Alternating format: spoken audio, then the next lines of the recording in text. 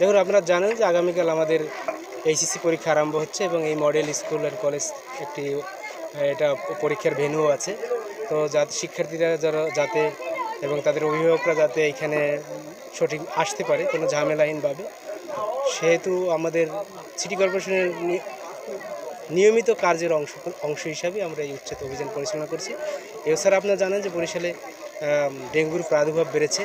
এই সব জায়গায় এই এত দোকানের জন্য এখানে পরিচ্ছন্নতা কার্যক্রমও ঠিকমতো করা যাচ্ছে না, যার ফলশ্রুতিতে করোনার কথা বিবেচনা করে, ডেঙ্গুর কথা বিবেচনা করে, পরিষ্কার পরিচ্ছন্নতার কথা বিবেচনা করে, জলাবদ্ধতার কথা বিবেচনা করে, জনসাধারণের কথা বিবেচনা করে আমরা এই উচ্ছেদ অভিযান পরিচালনা করছি এবং এই কাজটি আমাদের চলমান প্রক্রিয়া। আমরা এখানে একটি না দোকান, যতগুলো দোকান আছে অস্থায়ীভাবে ফুটপাতের উপরে আমরা সকল দোকানকে অপসারণ করব।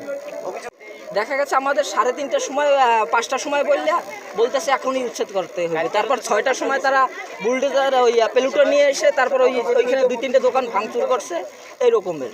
তা আমাদের তো সময় দেওয়া উচিত ছিল যে আমরা দোকানের মালামাল রেডি করা হয়েছে, এই দোকানদারি এই মালামাল তো সব ফালানো যাবে। আমাদের দাবি, আমরা যারা ক্ষুদ্র ব্যবসায়ী আছি, যারা ব্যবসায়ী আছি, আমাদের একটা স্থান করে দেওয়া হোক। আমরা কর্ম করে ভাত খাইতে চাই, আমরা চুরিও করতে চাই না, ডাকাতিও করতে চাই না, আমরা কোনো জায়গায় অবৈধ কোনো কাজের সাথে লিপ্ত হইতে চাই না। আমরা খেটে খাইতেছি, রাস্তায় ফুটপাতে দোকানদারি করি, ফুটপাতে দোকানদারি করে খাইতেছি। আমাদের প্রত্যেকের ফ্যামিলিতে লোকজন আছে। মনে করেন আমার একটা ছেলের পিছনেই মনে করেন প্রতি মাসে, আপনাদের ছেলে মেয়ে যদি লেখাপড়া করানোর অধিকার থাকে, আমার ফুটপাতে করা ব্যবসা করি, আমারও তো অধিকার আছে নাকি? যদি আমার অধিকার থাকে, আমার একটা ছেলের পিছনে প্রতি মাসে 10,000 খরচ হয়, আপনাদের ছেলের পিছনে 50,000 খরচ হয়, তাহলে আমার তো এরকম আরও 2টা ছেলে আছে, মা আছে, বাবা আছে, সংসার আছে, এদেরকে নিয়ে তো আমার চলতে হবে। আপনি আমাকে একটা প্লেস করে দেন, আমরা সেই জায়গায় বসি, দেখাই দেন যে জায়গায় আপনারা বসবেন, এই জায়গায় বসে দোকানদারি করেন। আমরা তবে কি আমাকে দেন কর্ম এখন সব জায়গায় মানে এমন অবস্থা শৃঙ্খলাভাবে চলতেই আছে দেশের এমন অবস্থা। গাড়ি ছেলে সমস্যা, গাড়ি ধরে, রিস্কে গাড়ি সব কোনো ধরে, ধরে মানে মারামারি হানানি চলতেই আছে প্রতিদিন। তাই এই আমাকে দোকান দিয়ে আমার বাচ্চার ব্লাড ক্যান্সার, আর এই দোকান দিয়ে কিস্তি, ঘর ভাড়া, খাওয়ান, লং, বাচ্চার কেমো, ঢাকা দেওয়া লাগে, আওয়া লাগে, সম্পূর্ণ দোকান দিয়েই খরচ আমাকে, ঘর ভাড়া সম্পূর্ণ জিনিস। এখন তো আমাকে উড়েই দেয়, তাহলে আমরা কি কোন জায়গায় আমরা কী করে খাবো?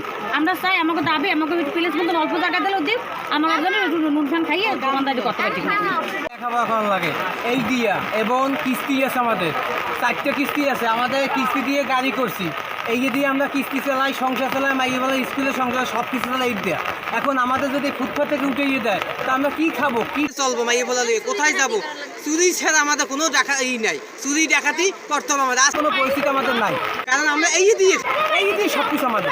এখন আমাদের যদি এই উঠেই দেয় তা আমরা কি খাবো, কি করবো, কোথায় যাবো? রিস্কে চালাইতে গেলে সব আনতে দেয় না, হ্যাঁ তাই মামলা 3,000 টাকা, এই একটা রিস্কে 3,000 টাকা আমাদের দেওয়া কিংবা এই দেওয়া লাগে আমাদের। আর যদি বেশি কথা বলে তাহলে মামলাটা বলা হয় আমাদের, হেলেই বলা যায় সারা তো বলছি মামলা দিতে, তোর কইছি না সুখ, হ্যাঁ আমাদের মামলা দেয়। আমরা কি করবো, কি খাবো? এই জন্য আমাদের বিভাগীয় কমিশনার স্যারে আমাদের একটা পোস্ট করে দেয়, আমরা যেন সেভাবে চললে ভিজে এবং মাইয়ে বলে কি চালাইয়া 2টা নুন ভাত খাই, এই আমার দাবি, তার কাছে আমাদের দাবি নেই।